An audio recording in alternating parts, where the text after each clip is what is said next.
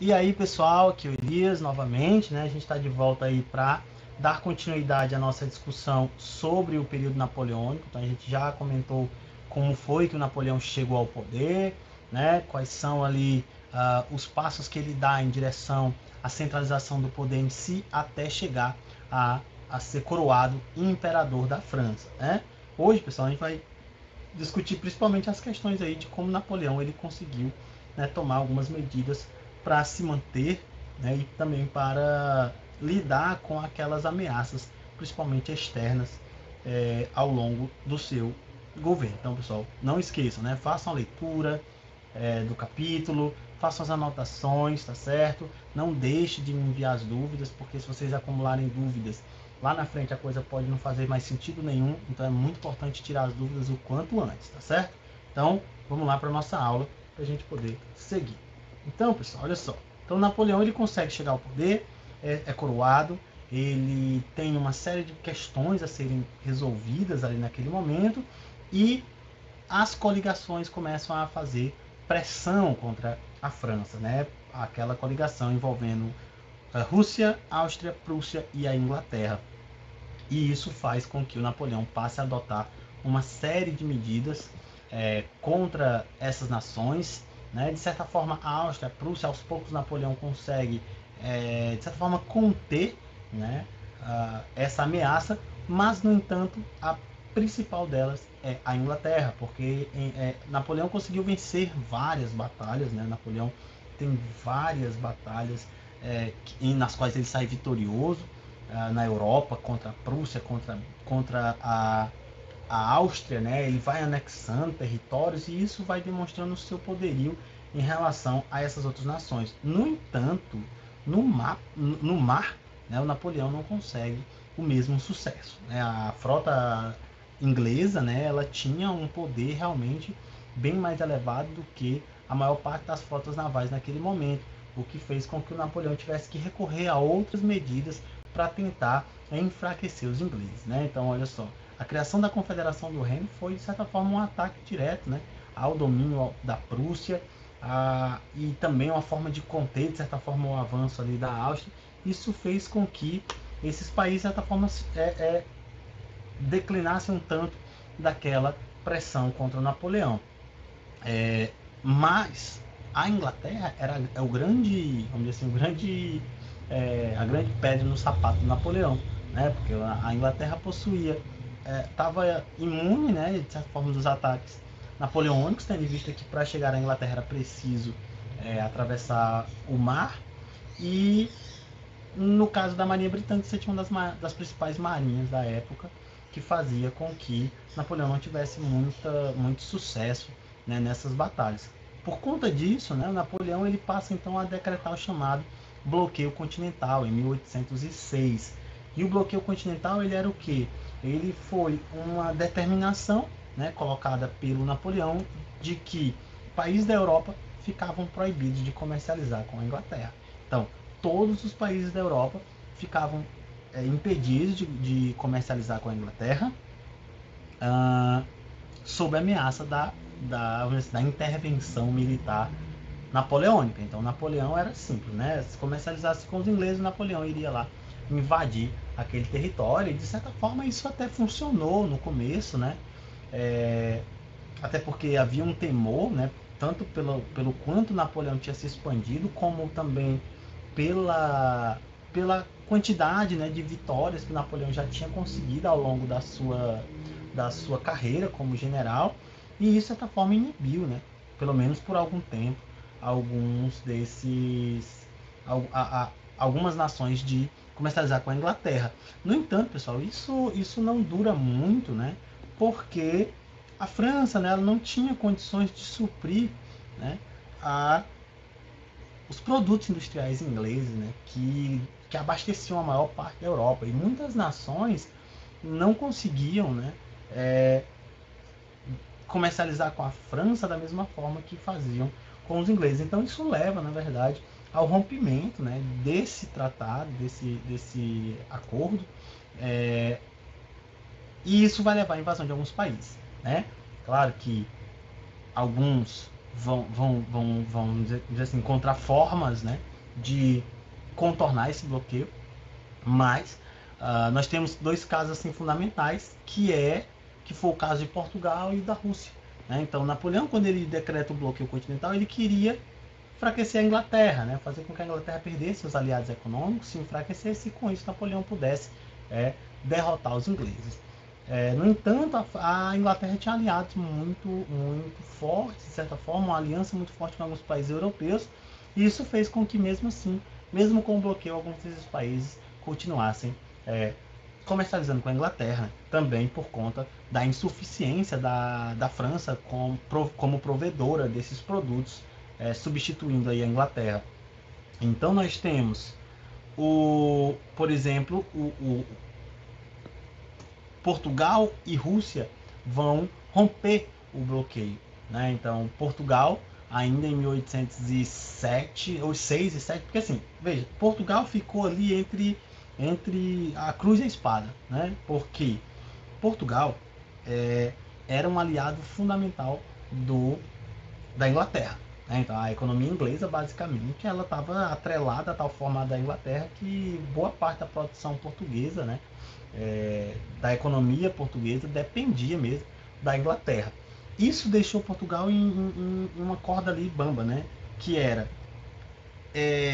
manter relações comerciais com a Inglaterra significava a invasão do território português por parte das tropas de Napoleão, que tinha o irmão, Dom José, lá na Espanha. Então, basicamente, as tropas de Napoleão estavam nas portas de Portugal, né? Então, não comercializar com a Inglaterra significava isso, a invasão de Portugal, que Portugal provavelmente não tinha condições de enfrentar. Do outro lado, a gente tinha, se Portugal não comercializasse com a Inglaterra, a economia portuguesa ela quebrava, de forma que Portugal provavelmente passaria por maus lençóis frente a essa crise. Então Portugal ficava aí, né, tendo que se decidir entre a invasão ou a quebra aí da sua economia.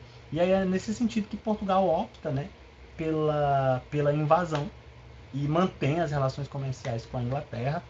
A Inglaterra chega a prover, né, uma escolta que faria o translado aí da corte portuguesa para a colônia, no caso, o Brasil, né? Então não é à toa que em 1808, né, o rei português Dom João VI ele vem parar no Brasil, né, como decorrência da invasão napoleônica. E de fato, né, você vai ter a tentativa de invasão a Portugal. Então, tanto que é uma coisa assim bem organizada às pressas, né? A corte portuguesa precisou se organizar às pressas para poder deixar em Portugal e virem para a colônia, onde o Dom João VI vai ficar até 1820, né, 21.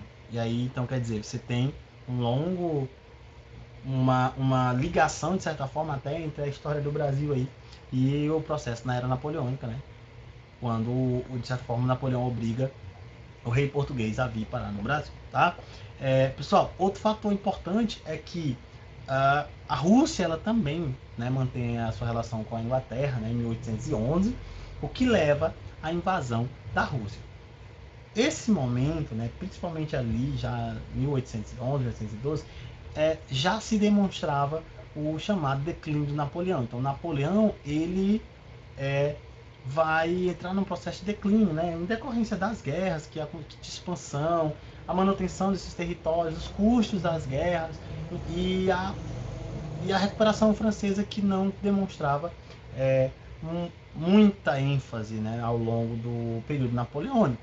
Então, tudo isso, né, os desgastes com as guerras, a instabilidade. Detalhe, Napoleão ele lança o chamado Código Civil Napoleônico, lá em 1804 ainda, e privilegiava boa parte, né, da burguesia e tudo mais, com direito à propriedade, né, com os direitos políticos e tudo mais, mas ao mesmo tempo continha muito, né, os setores mais pobres trabalhadores. As greves ficavam proibidas, a imprensa era censurada, o direito de associação também ficava censurado. Então as greves eram combatidas com muita violência, então isso também gerava uma certa insatisfação em boa parte das camadas sociais. Então, quer dizer, a própria imagem de Napoleão, de certa forma, se desgastou bastante, né, ao longo do seu período. E o estopim desse processo é a invasão da Rússia, em 1812, quando Napoleão resolve então invadir a Rússia, porque estava ali comercializando com a Inglaterra. No entanto, pessoal, a invasão da Rússia se demonstrou um dos maiores fracassos militares da história de Napoleão, né? Que foi, ele tentou invadir a Rússia durante o inverno, né? O que não colaborou. Ele invadiu a Rússia com aproximadamente 500 a 600 mil homens. E o inverno de aproximadamente menos 40 graus, né? Menos 30, menos 40 graus, que é uma temperatura extremamente baixa na Rússia, bem como o grande território russo, levou Napoleão à sua derrota. O imperador, o czar, né, que é o imperador russo, ele decretou a chamada tática da terra arrasada. E o que é isso, professor? O czar convoca as populações dos territórios mais distantes da Rússia a irem, né, para os centros da Rússia, Moscou, Stalingrado, Petrogrado e tal. Então, esses locais iam. A ideia era o quê? Que esses camponeses, pessoas dessas cidades mais distantes, elas destruíssem tudo aquilo que tinha, né, que desse possibilidade de abrigo. As fazendas deviam ser destruídas, queimadas. Animais, se não dessem para ser transportados, deveriam ser mortos, para não deixar nada para os exércitos inimigos. Então a ideia era fazer com que o exército inimigo não tivesse nem abrigo, nem comida, nem formas de se reabastecer ao longo do território. E como todo mundo sabe, a Rússia é gigantesca. Então a população faz isso, né? Passa a destruir, a tocar fogo nas casas, nas plantações, a matar os animais que não eram possíveis serem transportados e tudo mais. E quando o exército napoleônico começa a entrar no território russo, ele vai encontrando cidades, né? Vilas completamente abandonadas e destruídas, sem local para se abrigar, sem como reabastecer a alimentação do seu exército.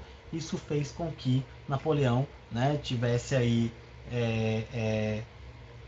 dos 600, quase 600 mil homens, ele volta da Rússia com apenas 90 mil homens aproximadamente, né, 90 a 100 mil homens, ou seja, a maior parte do exército foi dizimado pelo inverno, né, pelo inverno russo, pela falta de abastecimento.